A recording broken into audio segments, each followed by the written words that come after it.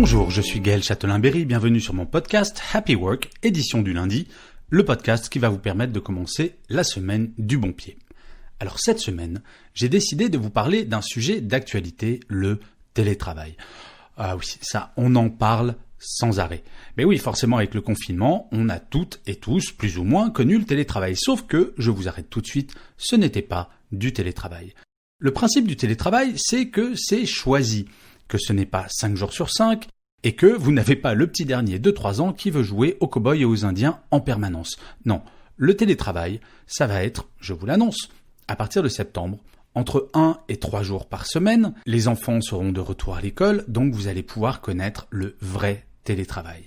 Ce qui est absolument incroyable, c'est qu'avant la crise du Covid, le télétravail était une des revendications les plus importantes des salariés.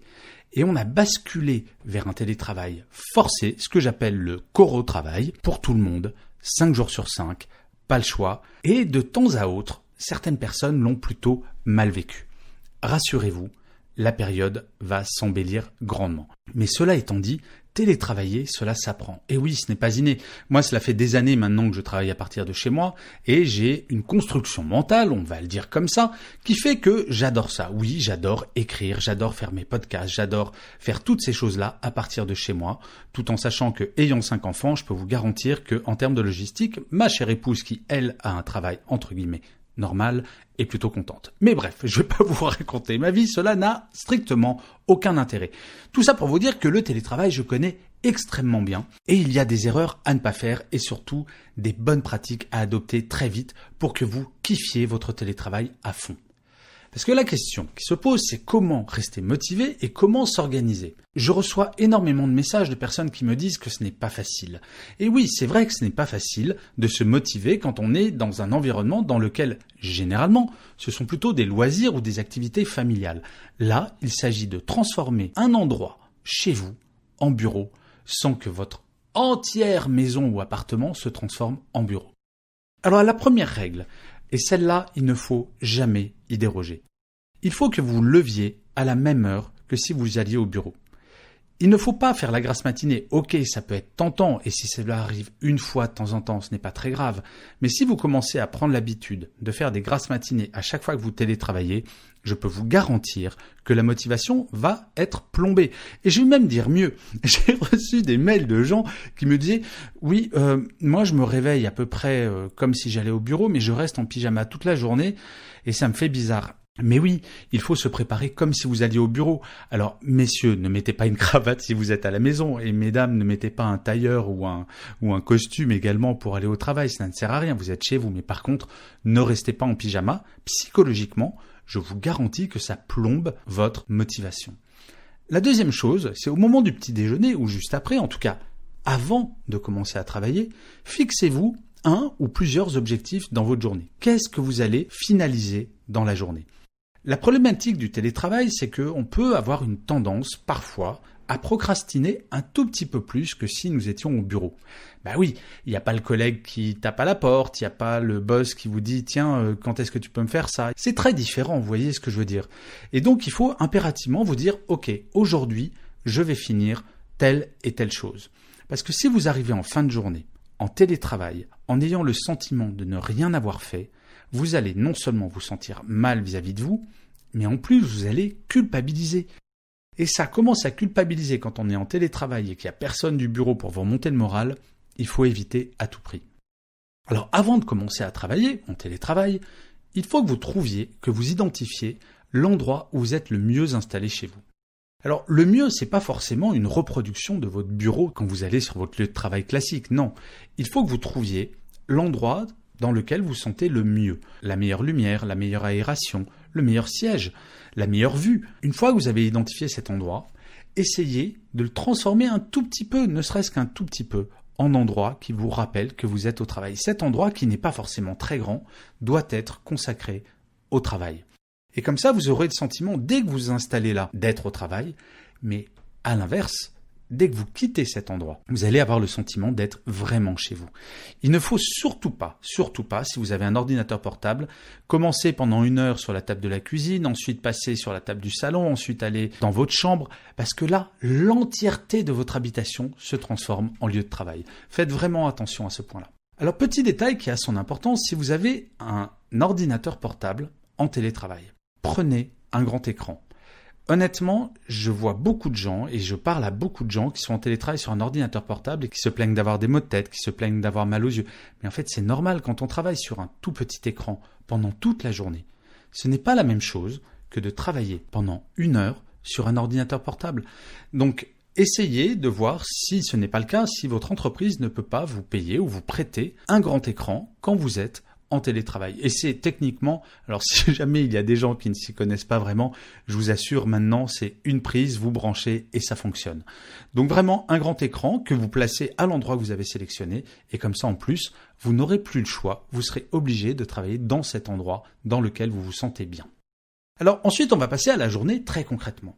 Surtout faites des pauses, un peu comme au bureau, sauf que là, comme vous êtes en télétravail, vous avez le droit de vous écouter.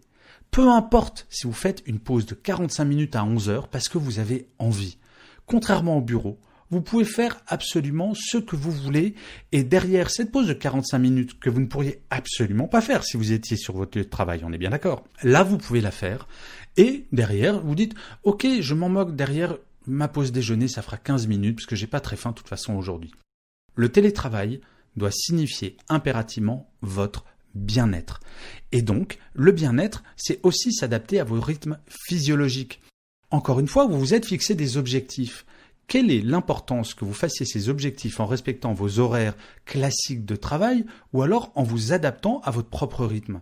Si jamais, je vais grossir le trait, vous n'avez pas envie de faire pause déjeuner, mais que par contre vous avez envie de finir à 16 heures, qu'est-ce qui vous en empêche? La finalité du télétravail, c'est de faire son travail à la maison, pas de faire des horaires. Et c'est là où le télétravail est extraordinaire. Alors ensuite, s'il vous plaît, évitez ce petit travers de multiplier les mails en permanence. Quand on est sur son lieu de travail, si on a une question à son voisin ou si on croise quelqu'un à la machine à café, on peut lui parler, on ne va pas lui faire un mail. Là, la tentation peut être forte si jamais on pense à quelque chose, plutôt que d'appeler la personne, que ce soit en visio ou avec son téléphone, on va faire un mail. Il est important de ne pas multiplier les mails. Alors déjà, parce que lire des mails, ça pourrit le temps de façon absolument hallucinante. Je ne sais pas si vous le savez, mais un cadre français va passer en moyenne 5 heures par jour à lire ses mails. Et ce chiffre a augmenté, bien entendu, pendant le confinement. Mais là, comme on va aller sur un télétravail plus régulé, il faut revenir à quelque chose de beaucoup plus normal. Par ailleurs, au lieu de faire des mails, appeler, ça permet de garder un lien social. Encore une fois, je vous parle vraiment du télétravail entre 1 et 3 jours par semaine, pas du télétravail total comme on l'a connu pendant le confinement. Mais malgré cela, quand on est en télétravail, garder un lien vocal, c'est important. Il ne faut pas se sentir isolé. Il faut que vous soyez toujours une partie du groupe. Et être une partie du groupe, ce n'est pas envoyer un mail, c'est appeler, avoir un contact. Alors si vous voulez faire uniquement des visios, libre à vous. Mais en tout cas, gardez ce lien. Après, quelque chose qui me semble absolument important, et je pense que pendant le confinement, si vous avez été en télétravail, vous avez connu ça, il faut se fixer des horaires. Il ne faut pas travailler jusqu'à pas d'heure. Il ne faut pas confondre maison et bureau. Quand vous dites, ça peut être à 17h, à 18h, à 19h, peu importe, ça y est, j'ai fini ma journée, ne réouvrez jamais votre ordinateur. C'est fini. Le grand danger du télétravail, c'est de mélanger trop vie privée et vie professionnelle. C'est-à-dire que finalement, on ne fait plus la différence, mais vous remarquerez que si jamais vous avez déjà eu ce comportement, c'est le bureau qui gagne. Toujours. Mais oui, parce que si jamais un mail arrive, tiens, je vais y répondre après tout, il est 22h, c'est pas très grave. Mon ordinateur est là, j'ai tout pour répondre, je vais le faire. Fixez-vous des limites. Dites-vous, peu importe l'heure, mais dites-vous que passer telle heure, c'est ma vie personnelle. Et il n'y a pas d'exception à cela, sauf une urgence bien entendu. Mais vous voyez ce que je veux dire, il faut impérativement que vous ayez une bulle horaire consacrée au travail, afin que vous n'ayez pas le sentiment de ne faire que travailler. Alors ça, c'est encore un autre sujet, mais il est important également de garder des moments pour vous, lire des livres, apprendre des choses, en fin de journée vraiment vous divertir. Ne recréez pas ce système métro boulot dodo en étant chez vous. Et ça, c'est vraiment un travers que peut avoir le télétravail, c'est que finalement, on culpabilise un petit peu de ne pas être au bureau. On se dit « Oh là là, mais si je travaille pas plus, mon boss va penser que je ne travaille absolument pas, que je suis en train de regarder Netflix du matin au soir. » Et donc, résultat, histoire de compenser cette peur, on va travailler beaucoup plus. Parlez-en avec votre boss. Ça, c'est vraiment fondamental. Si quelque chose ne vous convient pas, si vous avez un doute, si vous avez peur que votre boss ne pense pas que vous travaillez, parlez-en. Dites que vous fixez des objectifs, mettez-vous d'accord avec votre boss sur les objectifs.